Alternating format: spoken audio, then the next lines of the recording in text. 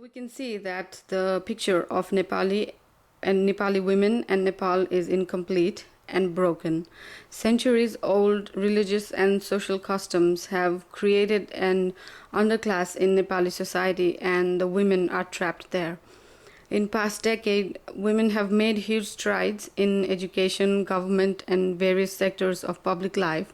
More women are entering the workforce and getting advanced degrees and pushing for greater leadership positions. Unfortunately, the gains may have been stubbornly limited to urban and semi urban areas. In villages, even those just miles outside capital Kathmandu, women and girls live in a totally different era. Human trafficking is rampant, and women are confined to traditional roles. Development, whatever little Nepal has achieved, is yet to reach these communities.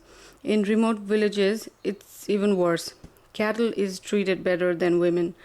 Recent news reports suggest that gender bias plays a huge role in disproportionate number of women and baby girls suffering from malnutrition. In some districts, menstruating women and girls are forced to live in a shed outside the main home for 5 days. Some face serious illness, death, and even rape in these sheds. Dowry harassment, bride burning is all too real for women in Tarai region. In my personal experience, the biggest hurdle Nepali women face are the cultural barriers. Girls are taught from young age to follow and to accept. They are molded to be caretakers and managers, to please the authority and to accept their fate. Families don't teach daughters to be independent and think for themselves, and there is a lot of guilt.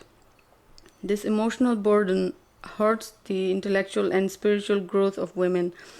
How can they stand up for themselves and for their rights when they feel so bad about themselves and think of themselves as second class beings?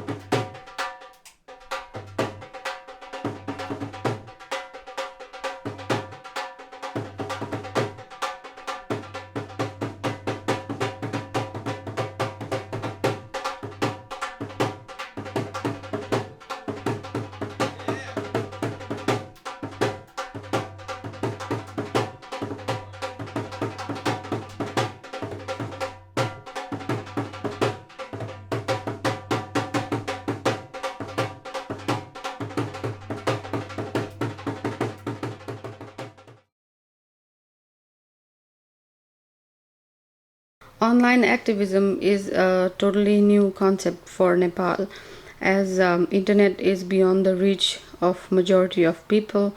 It is seen as the tool of the rich and influential, and online campaigns are often criticized as being far-fetched, unrealistic dreams.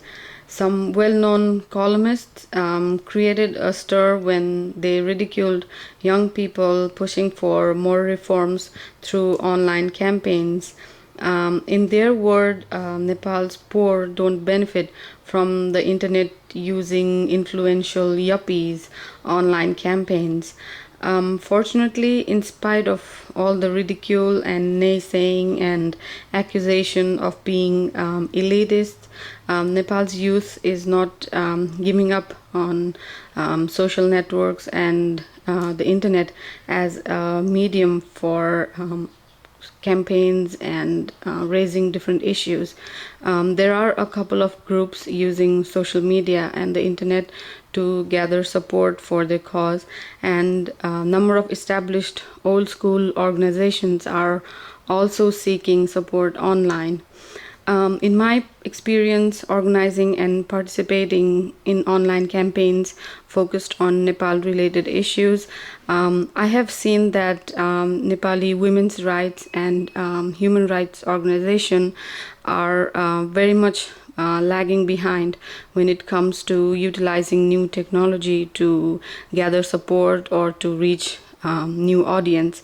They are still stuck in the old ways of street protests and meetings and op-eds and letters to the editors. Times have changed, and they have to accept the new avenues and use them to their advantage. It is time for Nepal's women's rights movement to embrace new technology and to reach new audience, especially the youth, if they want to stay relevant and if they want to continue the struggle for equality and for honor for every Nepali woman.